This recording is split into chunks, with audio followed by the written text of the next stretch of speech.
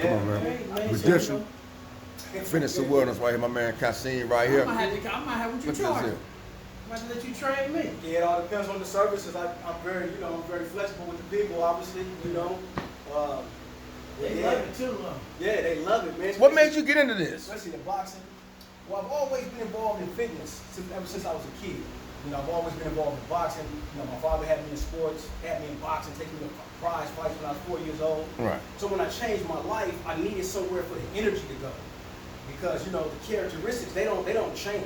You are who you are. You just have to change the mindset. And you have to take that energy and take it to a more positive level. So when I was like 25 years old, when I was still doing time incarcerated, I went through depression. And I remember I was in high desert, level 4, and I was going through depression, and I was going through it a lot, man. And fitness was my outlet. Fitness was the only thing that I could create small goals to accomplish them that helped me set bigger goals to move forward. Right. So it was the fitness that was the breakthrough that led to me going back to school, getting my education. It led to me changing my life. So, I was in a terrible mindset and I didn't have any confidence in myself. So that allowed me to build confidence and take my life to the next level. So when you say it allowed you to build confidence, to this day, how's your confidence now? Oh, my confidence is really at a high level because I believe in myself and I take the necessary steps to have positive affirmations to change the narrative of my thinking from a destroyed belief to a more positive belief. Does it carry over to your clients? It carries over to my clients because I'm soon to be a transformation specialist. So I established with my clients, making sure that they're in the right mindset in order to stay committed to being my fitness and nutrition program. Absolutely. And in brief, because people don't know, they know that you're a fitness instructor, fitness trainer, you got your boxing background. But I know, and this man know, how far you have come. So in brief, what streets did you grow up at? They need to know that. Oh man, I grew up, man, I'm originally from South Central, Los Angeles, man. I grew up on the east side, paying 43rd and Central, man. Raised on 46th and Central. I was a member of the Crips, Destructive Street Gang. I had an auntie who grew up stayed out Central by the old Safeway too. Yeah. The one that caught fire. Yeah, absolutely. Yeah. So I was involved in that destroyed lifestyle for a very long time, man, at a very young age, like 13. Did different stints of levels of incarceration, juvenile hall, YA, before I did a long-term prison stint. It was that I was able to discover myself, to find myself, and make that transition to become a man. Absolutely. But it was hard. It's not easy. And even today, I still struggle with certain things. But the thing of it is, I have the courage to ask for help. I have the support system.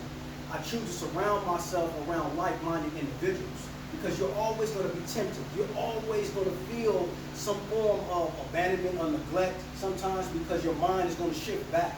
But you have to be able to recognize that as an individual and commit yourself to move forward and continue to utilize your tools every day of your life. Okay, now we just let some young men inside juvenile hall about 30 minutes ago. And one of the guys, well, a few of them, they come from the gang background. So, what, how can I put this? What could you tell them, advice, to get them away from the gang life? Because one, I want to know 2 or 3 steps. They asked us a question. We gave them an answer, but from you, coming from your background, what could you tell them? Yeah, one thing that you have to do, the biggest thing, is that you have to find your purpose. And that means you have to find yourself. I was talking to my lady about this the other day.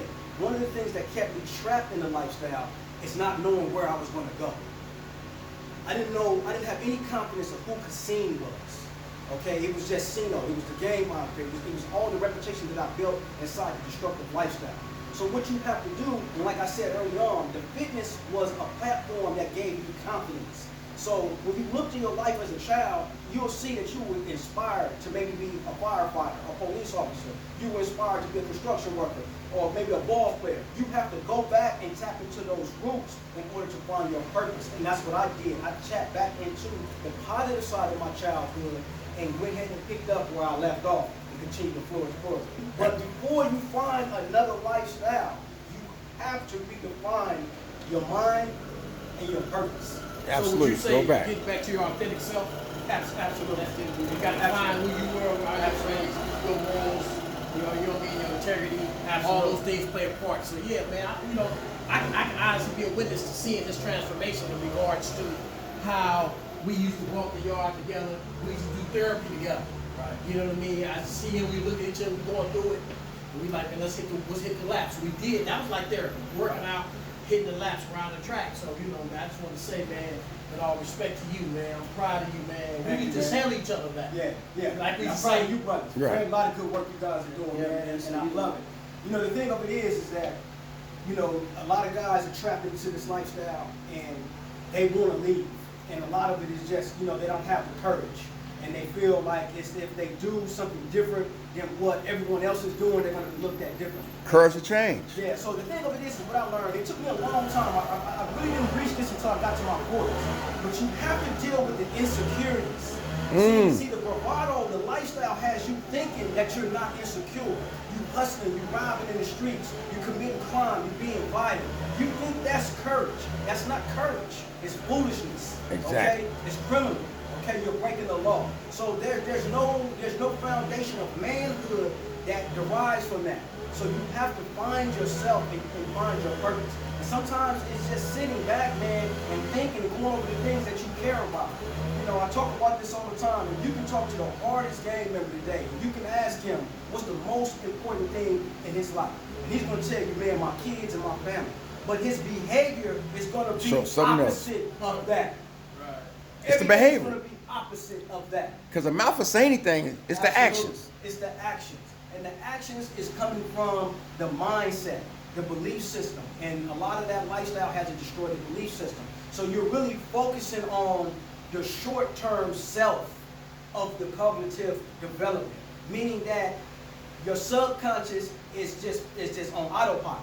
Taking in everything. You're not considering the pros and the cons from your decisions. You're acting in the moment. And being unable to describe your emotions keeps you paralyzed in those moments. And what I mean by that, when you talk to the average person and you ask them how they're feeling, they say, oh man, it's terrible today.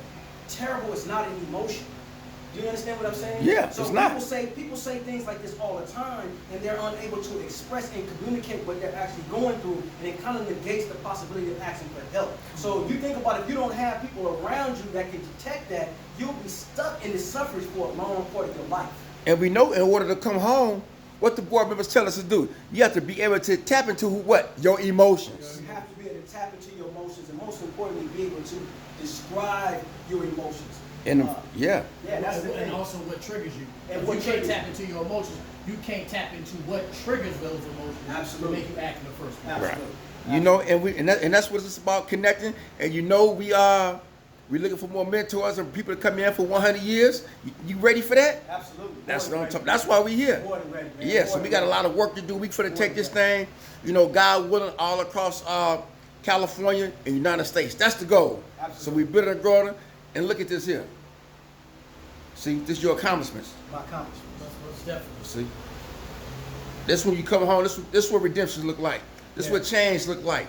This is Hard what work, growth and man. development look like. It ain't easy. Nah, people just think it's easy when you come home.